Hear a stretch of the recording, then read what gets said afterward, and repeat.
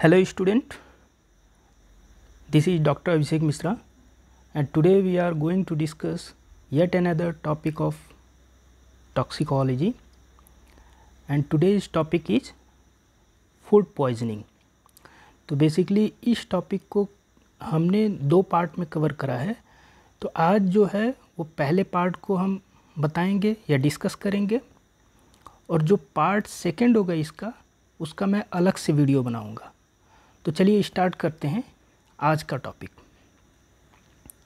तो food poisoning, जैसा कि नाम से ही प्रतीत हो रहा है कि भोजन अगर टॉक्सिसिटी कॉज करने लगे तो उसको हम फूड पॉइजनिंग कहते हैं। लेकिन इसको समझने से भी पहले हम समझते हैं कि आखिर भोजन कहते किसको हैं। तो जब भी हम फूड को या आहार को डिफ़ाइन करते हैं तो ये कहते हैं कि ये एक कॉम्प्लेक्स मिक्सर है, या यूँ कहिए कि एक जटिल मिश्रण है दो चीज़ों का, एक पोषक तत्व और दूसरा गैर पोषक तत्वों का मिश्रण होता है, जिसको हम नेचुरल फॉर्म में या फिर प्रोसेस्ड फॉर्म में हम कंज्यूम करते हैं या खाते पीते हैं, है ना। नेचुरल फॉर्म जिसको हम अनप्रोसेस्ड भी बोलते हैं, और प्रोसेस्ड कहने से अभिप्राय क्या है, प्रोसेस्ड मतलब होता है पका कर खाना। अब वो पकाना आपका हो सकता है बॉयल करके खाना, फ्राई करके खाना, भून के खाना, या जो भी है उसको हम प्रोसेस्ड फॉर्म बोलते हैं।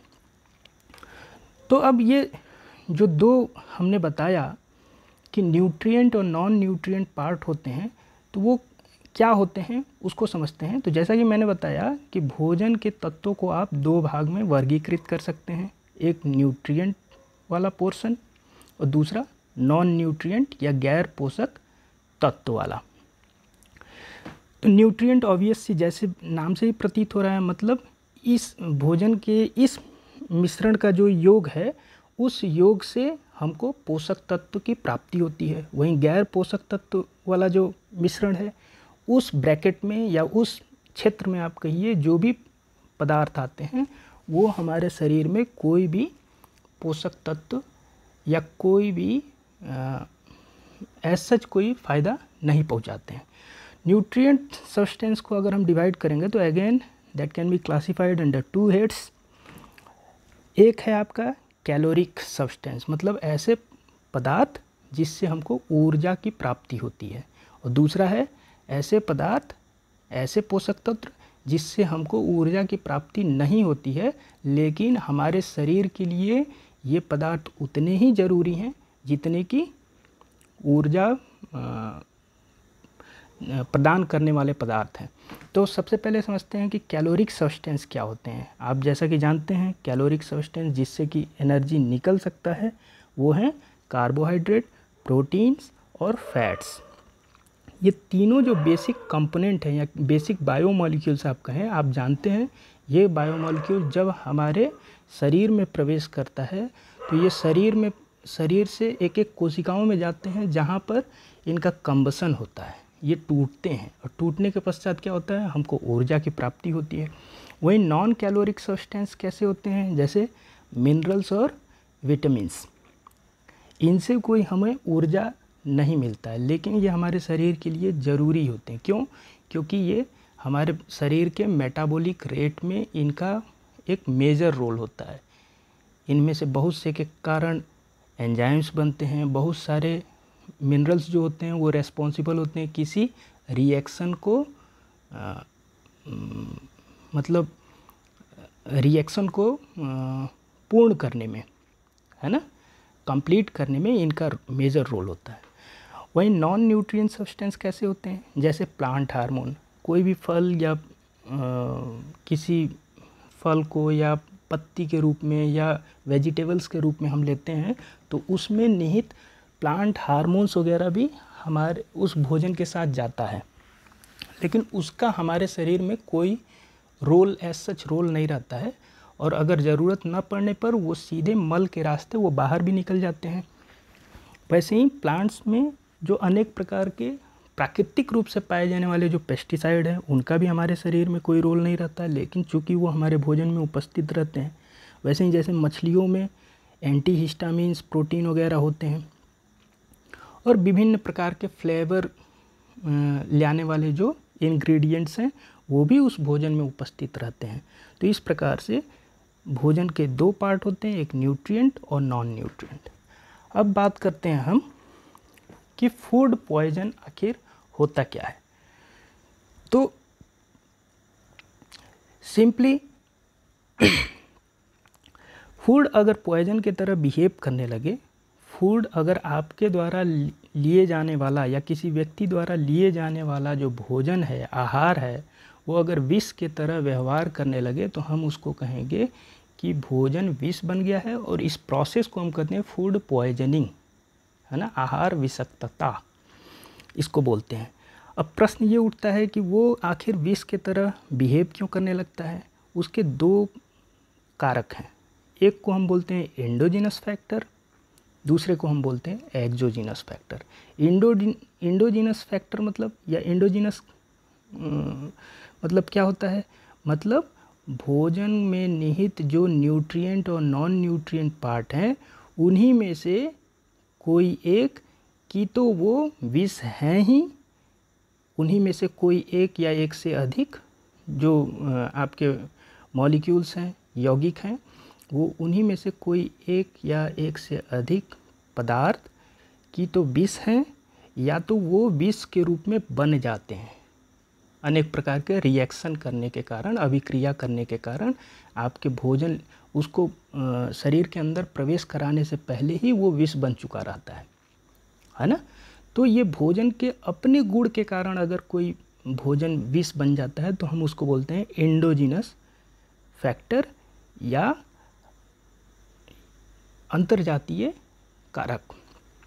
वहीं एक्सोजिनस फैक्टर कैसे फैक्टर होते हैं, जहाँ की भोजन की अपनी प्रवृत्ति कोई विष वाला नहीं होता है, वरन उससे अनेक प्रकार के यदि कोई केमिकल या कोई बायोटिक एलिमेंट अगर वो मिश्रित हो जाता है भोजन में, और उस कंटामिनेटेड जो आहार है उसको जब हम खाते हैं या पीते हैं तो हमारे शरीर में प्रवेश करने के पश्चात ये जो बायोटिक एलिमेंट या रासायनिक पदार्थ मैं बोल रहा हूँ जो भोजन से मिल गया है वो विष की तरह व्यवहार करने लगता है। ठीक है, तो अगेन जब हम उसको क्लासिफाई करते हैं, अब एंडोजिनस फैक्टर में क्या आता है, देखिए दो कारक हैं इसमें एंडोजिनस फैक्टर, फूड पॉइजनिंग के एंडोजिनस फैक्टर के। एक कि आप जब भोजन को पकाते हैं, पकने के समय दो या दो से अधिक पदार्थ आपस में अभिक्रिया करने के पश्चात कोई एक ऐसा रासायनिक पदार्थ बनाते हैं जो कि टॉक्सिसिटी या शरीर के ऊपर नकारात्मक प्रभाव छोड़ने की प्रवृत्ति रखता है। तो जब भी अगर वो कंपाउंड अगर बन चुका है, वो यौगिक बन चुका है भोजन में पकाने के दौरान, और उस भोजन को कोई व्यक्ति लेता है तो उसके अंदर, उसके शरीर के अंदर नकारात्मक प्रभाव दिखेगा। और दूसरा होता है food itself is a poison. जैसा कि मैंने बताया कि कतिपय केस में ऐसा भी होता है कि जो हम भोजन लेते हैं उसमें खुद ब खुद कोई न कोई ऐसा पदार्थ होता है, उपस्थित होता है जो कि हमारे शरीर में नकारात्मक प्रभाव छोड़ता है ना। उस भोजन में ही कोई न कोई कंपाउंड है, आगे हम इसकी बात करेंगे। अब एक्सोजिनस फैक्टर कैसे होते हैं, एक्सोजिनस फैक्टर के अंतर्गत ये कुल 5 प्रकार में हम क्लासिफाई कर सकते हैं इसको। तो जैसे उस भोजन जो हमारे द्वारा या किसी के द्वारा लिए जाने वाला जो आहार है उसमें यदि कोई रासायनिक पदार्थ मिला है जिसका कि शरीर के अंदर नकारात्मक प्रभाव हो सकता है, तो वो जो नकारात्मक प्रभाव छोड़ेगा वो कहलाता है कि फूड पॉइजनिंग का एक्सोजिनस कारक है। उसी प्रकार से फूड एलर्जेंस, देखिए फूड एलर्जेंस वाला जो कैटेगरी है, कायदे से देखा जाए तो कुछ ऐसे भी कंपाउंड होते हैं कुछ ऐसे फूड होते हैं जिनका कि एंडोजिनस प्रवृत्ति होता है। फूड एलर्जेंस जैसे अंडे, है ना, अंडे में एल्बुमिन पाया जाता है, और कितने ह्यूमन बीइंग ऐसे भी होते हैं जिनका एल्बुमिन के प्रति उनमें एलर्जी होता है है ना। तो वो इंडोजीनस फैक्टर है। लेकिन मैं इसको एक्सोजीनस में क्यों रखा हूँ? मैं इसलिए रखा हूँ क्योंकि इंडोजीनस प्रवृत्ति के होने के साथ साथ कितनी बार ऐसे भी होते हैं कि तमाम एक्सोजीनस कारण के वजह से भी शरीर में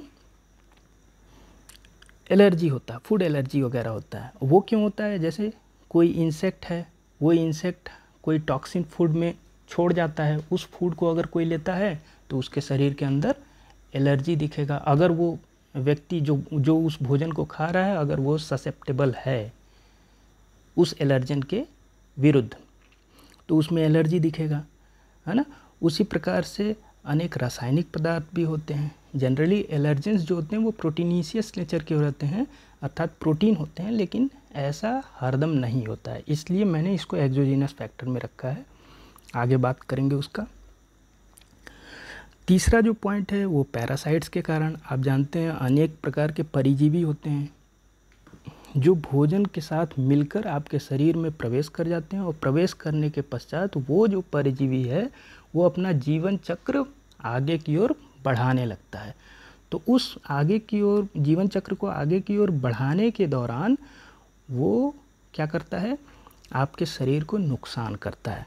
तो वो नुकसान, वो भी एक प्रकार का फूड पॉइजनिंग है, क्योंकि भोजन खाने से, कंटामिनेटेड भोजन खाने से वो नकारात्मक प्रभाव दिख रहा है शरीर के अंदर।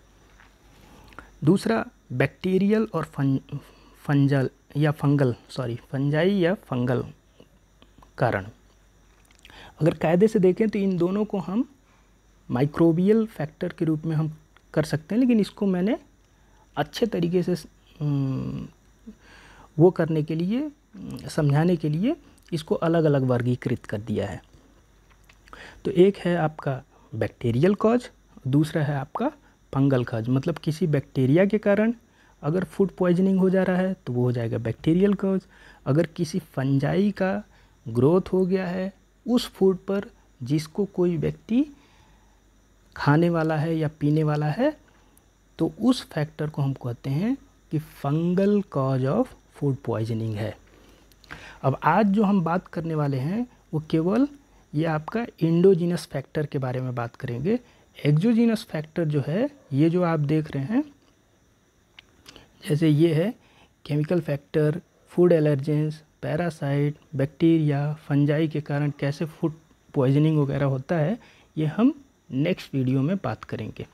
जो फूड पॉइजनिंग से रिलेटेड जो नेक्स्ट वीडियो बनेगा उसमें हम बात करेंगे। आज जो हम बात करने वाले हैं वो सिर्फ और सिर्फ ये दो फैक्टर्स के बारे में बात करेंगे जो कि पार्ट ऑफ इंडोजीनस फैक्टर है। तो इनके बारे में हम बात करेंगे।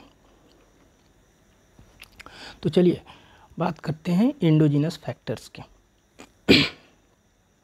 तो जैसा कि मैंने पिछले स्लाइड में दिखाया कि इंडोजीनस फैक्टर दो प्रकार से हो सकते हैं। फूड पॉइजनिंग इंडोजीनस फैक्टर के अंतर्गत दो प्रकार से फूड पॉइजनिंग हो सकता है। एक है आपका कि ओवर कुकिंग अगर किसी सब्सटेंस का या किसी फूड मटेरियल का हम कर देते हैं तो उस ओवर कुकिंग के कारण कोई ऐसा एक केमिकल बन जाता है जो कि हमारे शरीर में प्रवेश होने के पश्चात हमारे शरीर में नकारात्मक प्रभाव छोड़ता है। और दूसरा, food itself is a poison. मतलब जो आप खाने जा रहे हैं जिस भोजन को, वो भोजन स्वतः आप एक ऐसा केमिकल है उसके अंदर जो बायोलॉजिकली वो खुद बना रहा है, चाहे वो पौधा हो या प्लांट किंगडम का हो या एनिमल किंगडम का कोई सदस्य हो, वो खुद ब खुद बना रहा है। और आप अगर उस एनिमल को या उस प्लांट को कोई व्यक्ति अगर खाता है तो उसमें वो फूड पॉइजनिंग के लक्षण देखेंगे। अब एक एक करके समझते हैं। सबसे पहले बात करते हैं substance produce by over cooking. तो इसमें देखिए दो प्रमुख केमिकल जो बन जाते हैं ओवर कुकिंग से, वो है, एक है आपका हेट्रोसाइक्लिक एमीन्स और दूसरा है आपका पॉलीसाइक्लिक एरोमेटिक हाइड्रोकार्बन्स वगैरह। तो जनरली हम करते क्या है, ये बन क्यों जाता है? जनरली जैसे मीट वगैरह या फिशेस वगैरह हम क्या करते हैं, उसको रोस्ट करते हैं। जब रोस्ट करने के दौरान ये केमिकल बन जाते हैं, क्योंकि आप वहाँ ओवर हीटिंग करते हैं।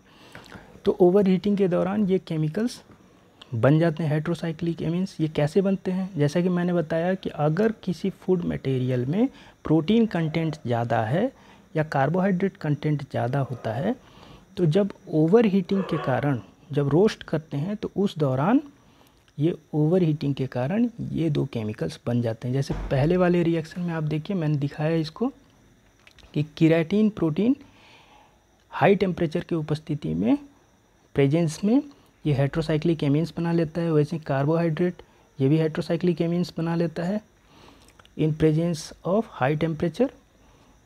और कार्बोहाइड्रेट पॉलीसाइक्लिक हाइड्रोकार्बन भी बना लेते हैं, है ना। इसको एक एग्जांपल से समझेंगे। जैसे आगे एक एग्जांपल दिया हुआ है, ये देखिए, इसको रब कर देता हूँ मैं। यहाँ जैसे जिस भी फूड मटेरियल में ये पायरीजीन, पायरीडीन और थायोजोल्स ये बेसिकली रेस्पॉन्सिबल होते हैं, ये जो तीन कंपाउंड है यही रेस्पॉन्सिबल होते हैं किसी भी जो रोस्टेड प्रोडक्ट्स होते हैं, जैसे मीट है, फिश है, जिसको रोस्ट करने के बाद जो बनता है उसमें जो फ्लेवर आता है वो इन्हीं कंपाउंड्स के कारण आता है। तो बेसिकली वहाँ रिएक्शन क्या होता है, ये जो तीन कंपाउंड हैं ये हाई टेम्परेचर पर ये बना लेते हैं डाईहाइड्रो पायरेजिन और डाईहाइड्रो पायरेडीन, ठीक है। अब क्या होता है, और यही डाईहाइड्रोपायरेजिन और डाईहाइड्रोपायरेडीन इन प्रेजेंस ऑफ ऑक्सीजन, क्योंकि जिस एटमॉस्फेयर में आप उसका रोस्ट कर रहे हैं उसमें ऑक्सीजन उपस्थित होता है, तो वो ऑक्सीजन से रिएक्शन करके फ्लेवर कंपाउंड बना लेते हैं। लेकिन यदि अगर उस फूड प्रोडक्ट में केराटिन प्रोटीन की मात्रा ज़्यादा होता है, जो कि यूजुअली चिकन और फिशेस में ज़्यादा होता है केराटिन प्रोटीन, तो वो केराटिन प्रोटीन के उपस्थिति में वही चीज़ क्या बन जाता है आपका, हेट्रोसाइक्लिक एमीन्स। तो ये हेट्रोसाइक्लिक, अभी जैसा कि मैंने बताया, ये हेट्रोसाइक्लिक एमीन फूड टॉक्सिसिटी या फूड पॉइजनिंग करता है ना। और वो फूड पॉइजनिंग क्या होता है, ये बेसिकली ये दोनों के दोनों जो आपके जो ये कंपाउंड हैं ये आपके कार्सिनोजेनिक हैं। तो अगर लॉन्ग टर्म तक अगर कोई लेता है इसको, इस टाइप के भोजन को जिसमें कि निरंतर रूप से हेट्रोसाइक्लिक एमीन्स वगैरह बन रहे हैं, तो उसमें कैंसर के इंसिडेंसेस बढ़ जाते हैं, कैंसर होने की प्रायिकता बढ़ जाती है। अब हम बात करते हैं दूसरे फैक्टर का रादर, वो है आपका food itself is a poison. जो हमारे द्वारा या किसी के द्वारा खाया जाने वाला जो भोजन है वही स्वतः ही एक पॉइजन है। अगर तो इसको कुछ एग्जांपल से समझाता हूँ। जैसे एक एग्जांपल है बाइवल्व मुजेल्स का। मुजेल्स आप जानते हैं ये बेसिकली मोलस्क होते हैं। तो कुछ समुद्री बाइवल्व मुजेल्स जो होते हैं उनमें ये एक केमिकल पाया जाता है जिसको हम बोलते हैं सेक्सीटॉक्सिन। तो ये सेक्सीटॉक्सिन उस प्राणी में अर्थात बाइवल्व मुजेल्स में ये उपस्थित है। अब जब भी कोई व्यक्ति इस मुजेल का सेवन करता है तो सेवन करने के कारण ये सेक्सीटॉक्सिन जो है ये उस व्यक्ति के शरीर में प्रवेश करता है और प्रवेश करने के पश्चात ये उसके रेस्पिरेटरी सेंटर्स को धीरे धीरे ब्लॉक करने लगता है ना। ब्लॉक करने के कारण क्या हो जाता है, न्यूरोमस्कुलर वीकनेस वगैरह दिखने लगता है। मतलब उसके हाथ सपोज दैट कोई चीज़ पकड़ना चाहता है तो वो पकड़ नहीं पाता है, पकड़ने में असमर्थ होने लगता है। तो इस टाइप के लक्षण वगैरह दिखने लगते हैं। उसी प्रकार से दूसरा एक एग्जाम्पल है एमिनिसिक सेलफिश। तो इस एनिमल में दूसरा जो कंपाउंड पाया जाता है एक, वो है डोमिक एसिड। और ये domoic acid a kind of neurotoxic है, न्यूरोटॉक्सिन है ना।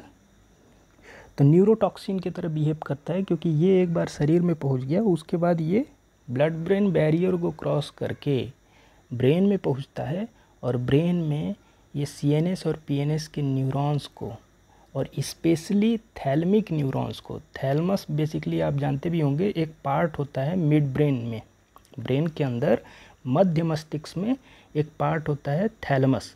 तो उस थैलमस के न्यूरॉन्स को ये मारना शुरू कर देता है ना, जिसके कारण अनेक प्रकार के सिम्टोमेटिक फीचर दिखते हैं। जैसे thalamus is also responsible for sleep, है ना, निद्रा के लिए रेस्पॉन्सिबल होता है। इसी सेंटर से जो इन्फॉर्मेशन निकलता है उसके कारण हमें निद्रा आती है। तो निद्रा भी, अनिद्रा का वो व्यक्ति शिकार होने लगता है इस टाइप का। इसके अलावा ऐसा ही नहीं है केवल यही एक सिम्टम दिखता है, और भी एसोसिएटेड सिम्टम्स दिखते हैं उसके अंदर।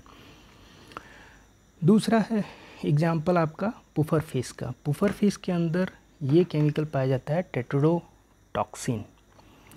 तो जो ये टेट्रोडोटॉक्सिन जो है ये भी एक प्रकार का न्यूरोटॉक्सिन है, और ये सीएनएस और पीएनएस के न्यूरॉन्स को डैमेज करने लगता है, अर्थात उनको मारना स्टार्ट कर देता है, इसके टॉक्सिसिटी दिखाना स्टार्ट कर देता है। तो उसके कारण क्या होता है, पैरालिसिस लाइक सिम्टम्स दिखने लगते हैं जो भी व्यक्ति ये पुफर फिश को खाता है। वैसे ही नेक्स्ट एग्जांपल है आपका मोरल फिश में, मोरल इल जिसको बोलते हैं। तो इसमें दूसरा एक केमिकल पाया जाता है सिगुआ टॉक्सिन। और सिगुआ टॉक्सिन करता क्या है, ये ब्लड सेल्स को डैमेज करने लगता है। तो जब ब्लड सेल्स को डैमेज करेगा तो क्या होगा, ब्लड सेल्स की नंबर कम होती जाएगी।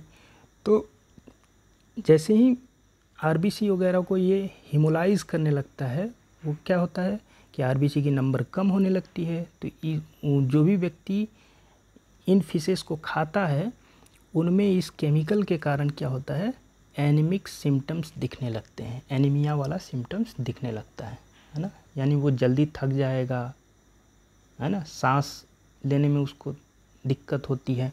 तो इस टाइप के सिम्टम्स दिखने लगते हैं उसमें। एक जैपनीज़ फिश है स्वरा, जिसके लीवर में एक केमिकल पाया जाता है या एक टॉक्सिकेंट पाया जाता है, जिसको हम बोलते हैं इक्तियो हिपैटोटॉक्सिन। तो ये इक्तियो हिपैटोटॉक्सिन जो है ये जैसे ही इस फिश में चूँकि मौजूद होता है, उपस्थित होता है, तो ये जैसे ही कोई खाता है तो ये टॉक्सिन करता क्या है, उसमें vomiting, headache, fever, abdominal cramp, paralysis वगैरह के पॉइजनिंग कॉज कर देता है उसके अंदर। वैसे ही एक सी टर्टल, कुछ सी टर्टल में ये केमिकल पाया जाता है चिलोनीटॉक्सिन।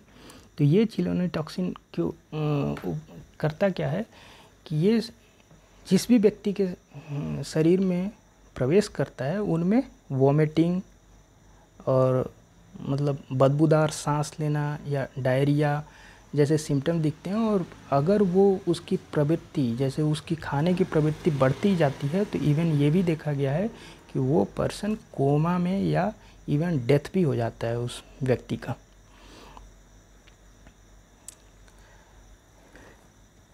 और आप ये जानते भी होंगे कुछ पॉइजनस मशरूम भी होते हैं, कुछ पॉइजनस मशरूम के कुछ पॉइजनस स्पीसीज़ भी होते हैं जिसके अंदर मस्करीन नाम का टॉक्सिक केमिकल प्रोड्यूस होता है।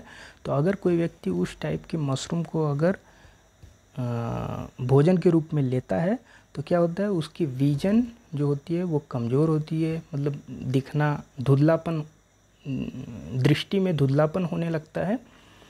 और इसके अलावा ड्रूलिंग ऑफ सलाइवा होता है। ड्रूलिंग मतलब होता है कि जो आपका लार है वो चूना स्टार्ट कर देता है, जो होठों के साइड से वो चूना स्टार्ट कर देता है। और जो हथेली में एक्सेसिव स्वेटिंग होता है, हथेलियों में ज़्यादा पसीना आने लगता है। और सब कंडीशन में ये भी देखा गया है कि ये एब्डोमिनल क्रैम्प अर्थात पेट में दर्द वगैरह भी प्रोड्यूस करता है। तो आज के टॉपिक के लिए बस इतना ही।